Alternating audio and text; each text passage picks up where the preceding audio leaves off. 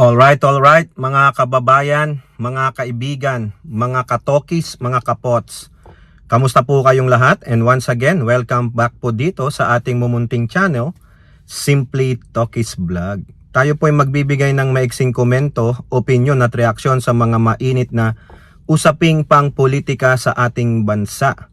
No, pag-usapan po natin itong magkakapatid na Duterte, lalong-lalo na yung may 51 billion na yot-yot man na congressman ghostly congressman ng 1st District ng Davao City, si Paulo Yotyot B. Duterte. Okay? At yung kanyang kapatid naman na Tokmol na Vice Presidenting pusit ng Pilipinas. Okay, kasi po ito pong si Mr. Ghostly Congressman Yotyot may patutsada po sa ugong-ugong lang. Wala namang confirmation. Ugong-ugong lang. Maka nagpakalat pa yung mga kakampi rin nilang mga bobot, tanga na mga dutae, minions. No, na sinasabi daw na posible daw po na gawing state witness ng prosecution itong si former speaker, Martin Romualdez. Kasi po, itong mga dutae minions ng mga Duterte ay nagpapakalat dati na wala na daw po si Representative Martin Romualdez sa bansa. Tumakas na daw po, ginaya na daw po si Elizalde ko. Pero ang hindi nila alam sa ating bansang Pilipinas, mga kababayan, yung pong dating speaker ay pumunta po sa opisina ng Independent Commission for Infrastructure dahil siya po ay pinatawag o inimbitahan.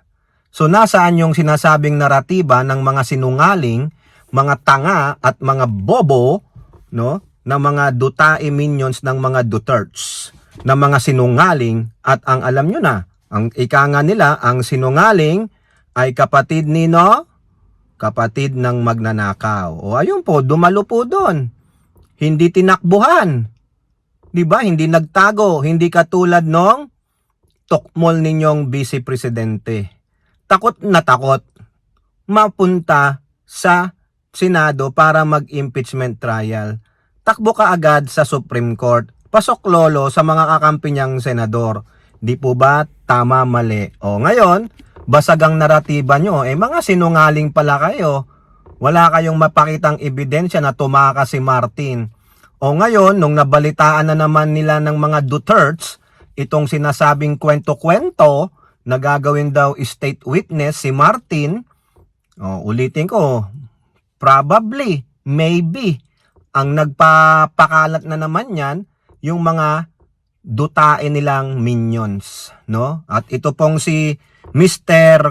Ghost Congressman na Yotyot man na may 51 billion, ay may sinabi po dyan, nagpatutsada po, nagmamalinis po, piling malinis itong si Representative Paulo Yotyot 51 billion man na akala mo siya po ay anghel. Walang bahid ng dungis. Walang video na nagsurface ng kalokohan niya at katarantaduhan niya. No? Siguro ganito rin ang gawain ng mga anak nito. Ganito rin ang gawain ng mga followers nito. No, may mga asawa tapos yoyot-yot na lang sa pokpok. Ha? Bibili ng panandaliang aliw. Tapos mananampal, mananakit, magtitreat ng buhay ng mga taong hindi nila nagustuhan ng mga pananalita. Di po ba? Ano ang moral ascendancy mo para sabihin mo 'yan? Buhaya laban sa buhaya. Paulo Duterte binanatan Romualdez bilang state witness. Nag-decide ka na? Nag-decide ka na bilang isang state witness? Wala nga desisyon. Pero ikaw, kumuda ka na. Oo. Tinawag ni Yotyot man na biggest joke of the century. Wow, tanga. Ang biggest joke of the century, ang tatay mo hindi na makaintindi. Yon ang biggest century. Biggest joke. Ano pa? Ang tatay mo nalaglag sa sahig. Yun ang biggest joke. Bakit? Kwento nyo lang yun eh. Wala namang katotohanan eh. Di ba? Kayo ang the biggest joke of the country. Di ba? Kung gagawing state witness si dating House Speaker kaugnay ng flood control scandal. Ito po ang sabi ni Duterte, Yot man.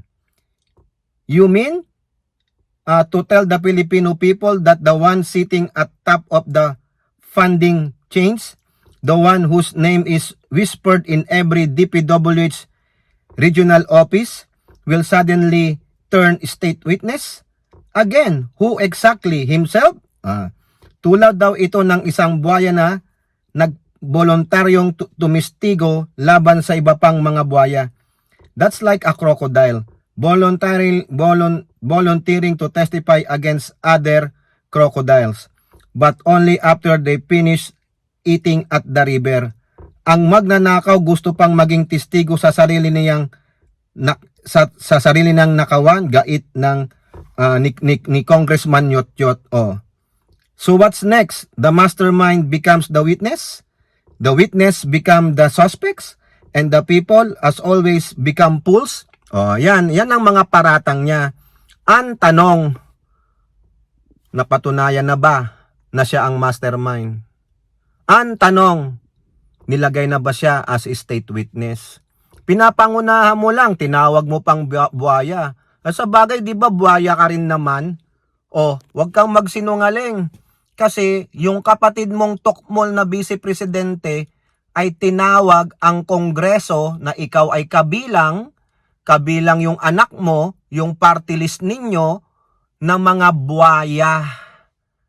Opo, sa kanyang press con, galit na galit siya sa SOR kasi ayaw niyang yung kailangan daw disiplinahin ang BC. Sabi niya, hindi naman mga magulang ang HOR eh.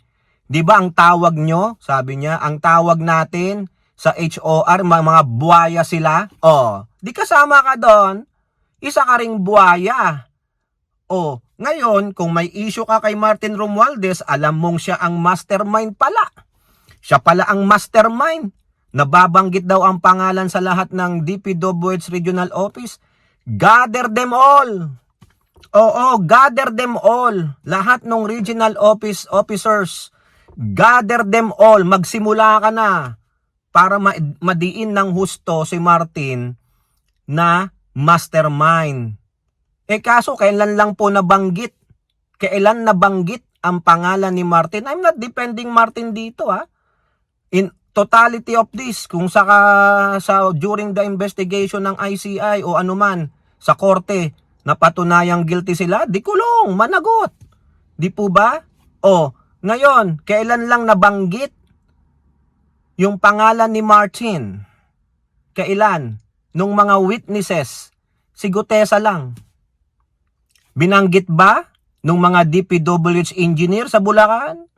Binanggit ba nung mga contractors? Wala. Binanggit ni Curly Discaya pero binawi. Anong sabi niya? Wala po kaming face-to-face transaction. Binigay lang po dun sa tao nila.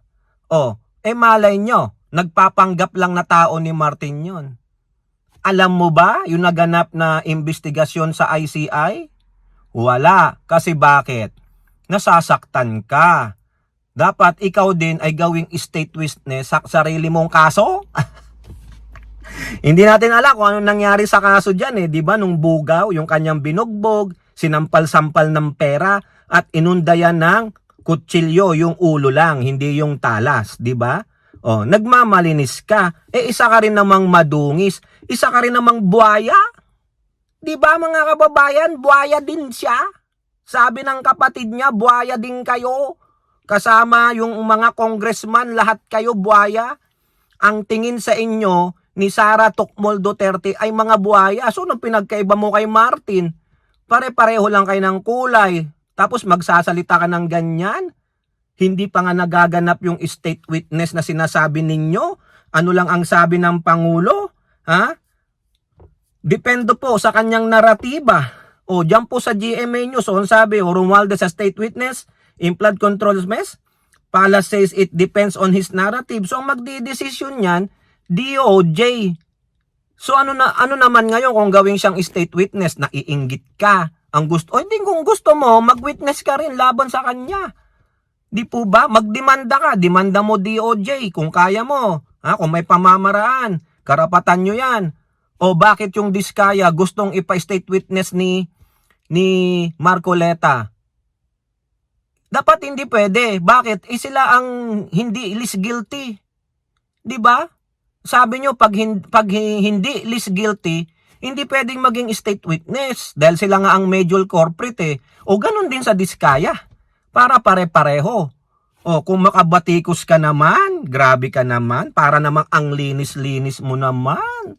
Parang yung pamilya mo, hindi rin buhaya. Di po ba? Yung kapatid mo, hindi rin babuhaya. Yung tatay mo, umamin mismo, nagnakaw din ako. Yun nga lang, naubos na. O, di inaming magnanakaw. Ay ano yon? Di buhaya. Hindi nyo nga mapatunayang mastermind si Martin Romualdez. Hindi naman sinabi doon ng mga witnesses, resource person na siya po ang pinaka-mastermind. Wala. Pilit nyo lang dinadawit kasi bakit? Hindi po kayo napagbigyan. Yung kapatid mo hindi nabigyan ng confidential funds. Ikaw ngumangaw-ngaw ka no na binawasan ng pondo mo. Ganon lang yon, bawi-bawi lang. Kung may pagkakataon, babawi. O ano pa ang sinabi mo dyan? Huwag ninyo kaming gawing bobo. Ang taong nagpasimuno sa flood control billions, ngayon gusto mo, sino nagpasimuno? Sigurado kang siya ang nagpasimuno? O asan ang ebidensya? Yung tinuturo ninyong si Gutesa, hindi na nga lumulutang eh. Nawala bigla si Gutesa eh. O bakit? Kung totoo si Gutesa, ilabas ninyo. O di ba? Harapin niya si Martin para makapunta siya sa ICI. Ganun lang po. Tapos sabi pang huwag nyo kaming gawing bobo. Ba't naman kayo gagawing bobo? Mga bobo na nga kayo. Di ba anong sabi ni Larry Gaton? Mga tanga at bobo, mga tanga at bobo, mga Duterte followers, mga tanga at bobo. Kung mga tanga at bobo ang Duterte followers, ano yung sinusunod nila? Di mga tanga at bobo. Pulong Duterte, yot-yot man. Huwag kang magmalinis. Alam ng taong bayan. Yung sayo may ebidensya.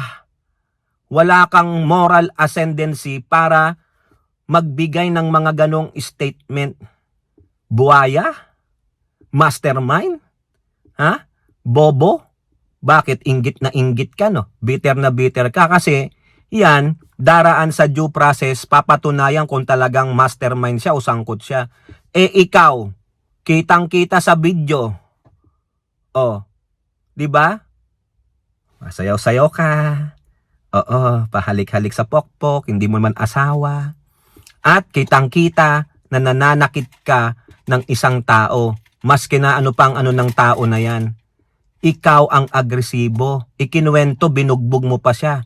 Tapos parang ang tingin mo sa tao, muchacho, pulubi, basura. So ang totoong basura dito, ikaw.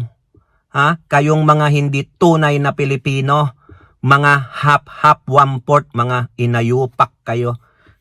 Yan po, no? At ganun din po, punta naman tayo dito sa tukmol niyang kapatid na Vice Presidente. Hindi po kagalang-galang para sa akin itong mga Duterte na ito.